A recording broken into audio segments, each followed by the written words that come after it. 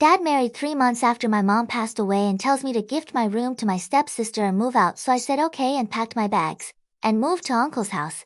Now Dad's going mad and literally doing anything and everything to convince me to come back because he just received this in his mail. My mom passed away about 6 months ago after a long battle with cancer. She was my rock, and we had an incredibly close bond. Losing her was devastating. I'm 19, and up until recently I'd been living with my dad who, until this happened, was my other rock, my source of stability. My parents' marriage wasn't perfect, but it was functional enough that I thought they were happy. Losing my mom made our little family seem so much smaller, and for a while it was just Dad and me figuring out life. Then 3 months after Mom's death, my dad dropped a bombshell. He was getting remarried. I was stunned. It felt like the ground had shifted beneath me. To me it seemed like he was rushing things. I mean, just a few months ago we were grieving together and now he was ready to move on? He claimed that this woman had been an old friend, someone he had reconnected with shortly after Mom got sick. I wanted to be open-minded. I understood that everyone grieves differently, and maybe this was his way of coping, but deep down it felt wrong. It felt like he was disrespecting my mom's memory by jumping into a new relationship so quickly. When I tried to express this to him, he launched into a speech about how he deserved to be happy after everything he had been through. I felt my heart sink. I didn't want to start a fight, so I kept quiet. I was trying to be mature to avoid conflict, but inside I was a complete wreck. It was so hard to watch him move on while I was still processing my own grief. It felt like he had replaced my mom with someone new, and I didn't know how to deal with those feelings. Jane moved in almost immediately along with her daughter Emily, who was 17. I didn't know much about Emily, but I could see how close she and her mom were. They seemed to have this bond that I felt completely left out of. Jane was always pleasant, smiling, trying to be friendly, but I could sense she was trying to assert her dominance over the household in subtle ways.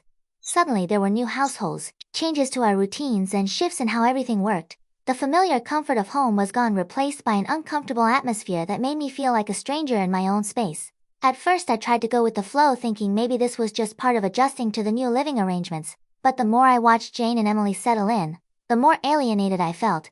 They had their own little world and I was just an outsider looking in. It was hard to adjust to the fact that my dad had chosen to prioritize their needs over mine, especially when I was still reeling from losing my mom. Then the real bombshell dropped. One day, out of the blue, Dad sat me down for a serious talk. I could tell by his expression that this wasn't going to be good. He told me that since Emily was moving in, he thought it would be best if I considered moving out to make space for her. I was in disbelief. He actually suggested that I gift my room to Emily because she needed it more. He told me I could stay at my uncle's place temporarily while he adjusted to the new living arrangements. I wanted to scream and shout, but I remembered how my dad reacted the last time when I shared my thoughts on his marriage, so I stayed calm on the outside at least. I chose not to argue or get emotional and simply said okay. I packed my bags, called my uncle, and moved out. My uncle welcomed me with open arms. He was as shocked as I was when I told him what happened. It was only when I left that the reality of the situation hit me. My dad had chosen his new wife and stepdaughter over me, his own child, only months after my mom had passed away. The betrayal stung deeply. For a few days I didn't hear from Dad.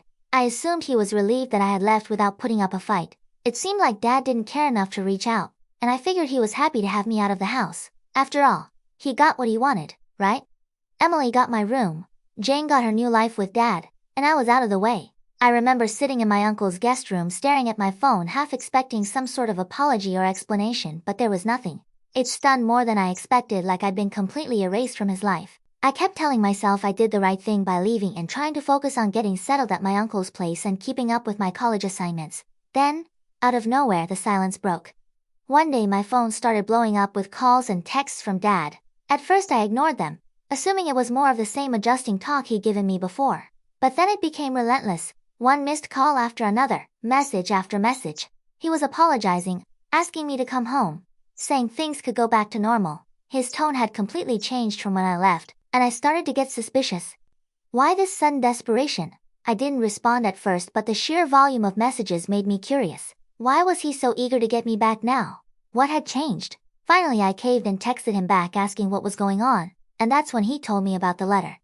He tried to downplay it, but the more he talked, the more I realized something significant had happened. He mentioned receiving an official letter from my mom's estate attorney, which didn't make much sense to me at first.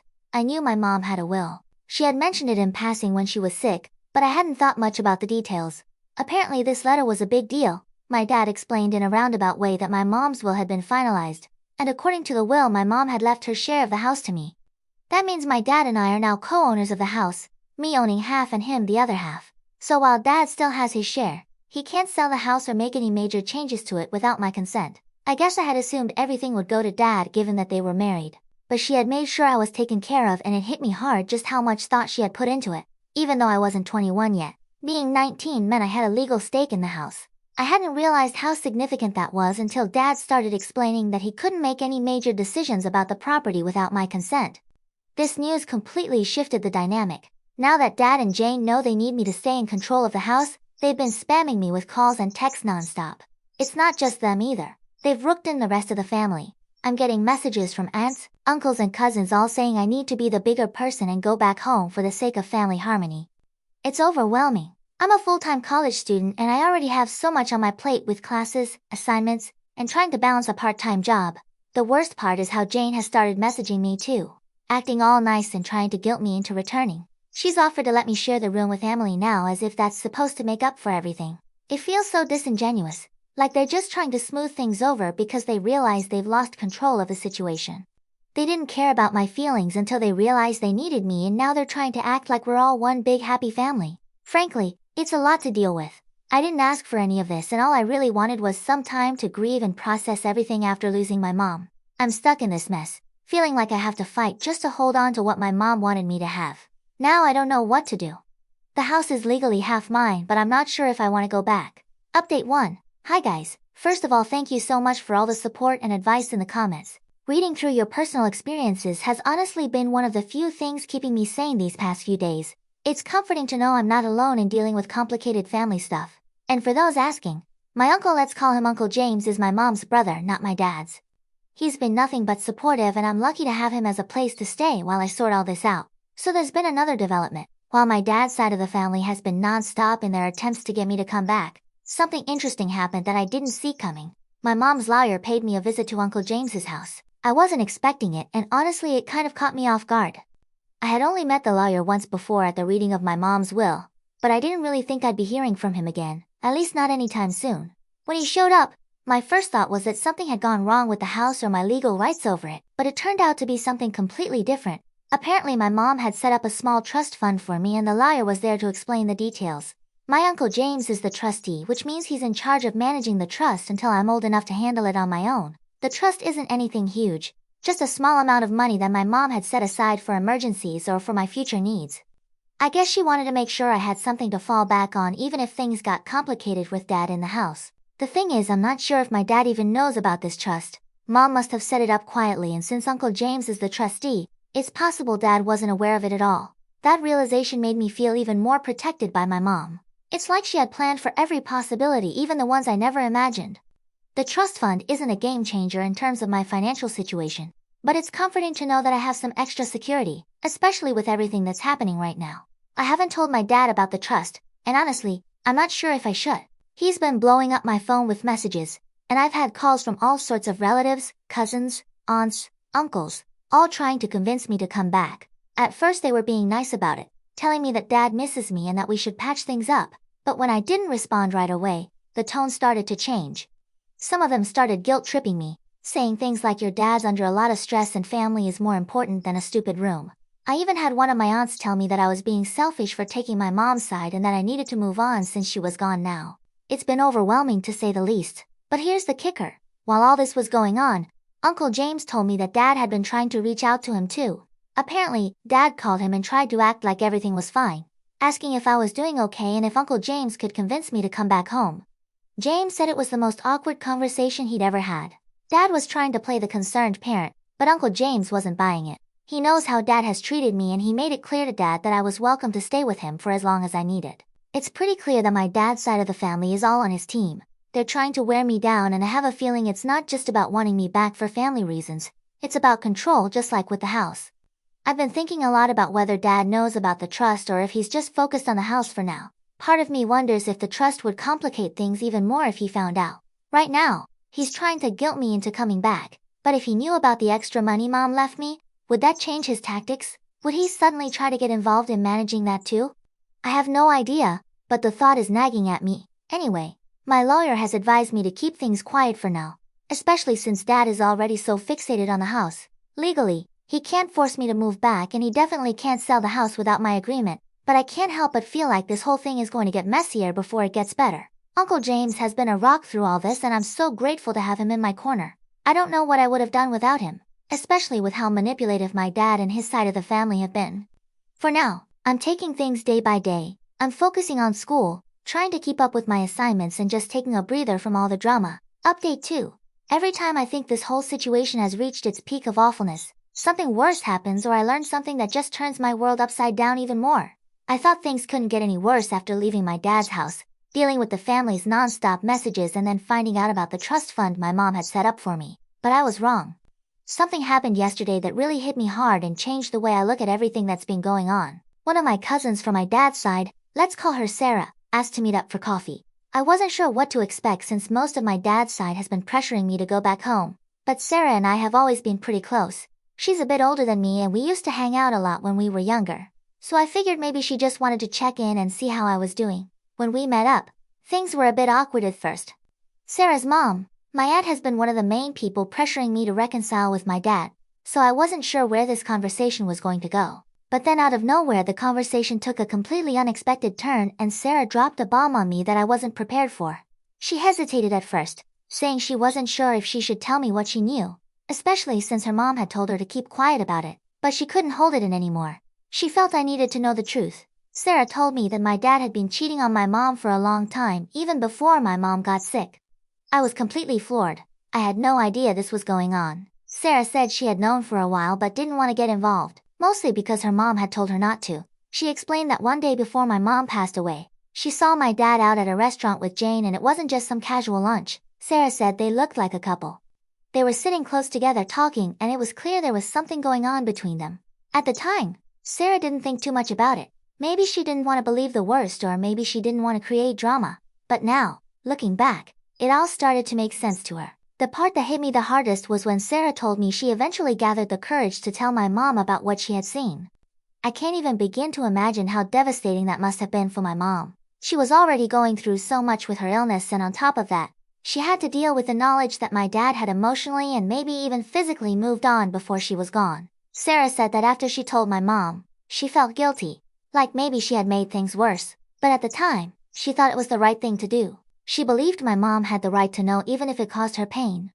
Ever since then though, it's been weighing on Sarah's conscience and she struggled with whether or not telling my mom was the right decision. When Sarah told me all this, everything started to click into place. I think this might be why my mom made the decisions she did in her will. She probably knew about Dad and Jane and maybe she didn't trust him anymore.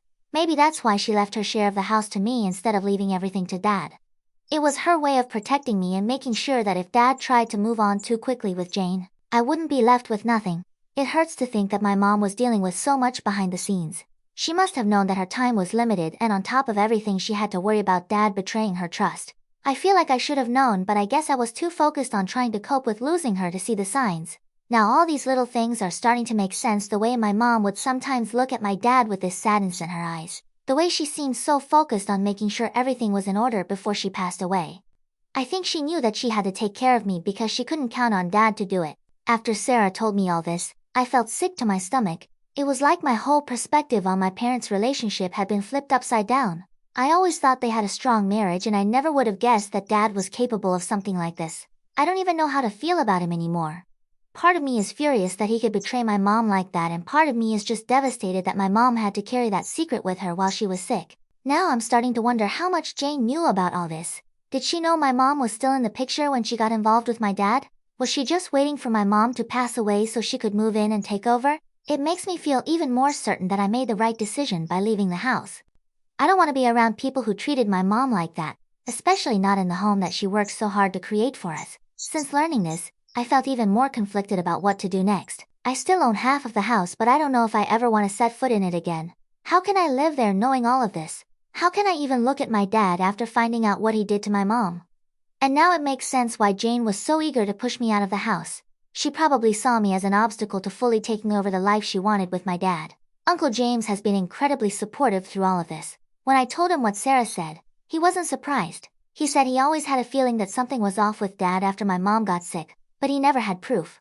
He's been encouraging me to take my time with making any decisions about the house, and he's even offered to help me talk to a lawyer if I want to take any legal steps. I'm not sure what I want to do yet, but knowing I have people like Uncle James and Sarah in my corner makes me feel a little less alone in all of this. For now, I'm trying to process everything and figure out what my next move should be. I don't think I can forgive my dad, at least not anytime soon. He's been pretending to be the victim in all of this, acting like I am the one tearing the family apart, but now I see that he's been hiding so much from me.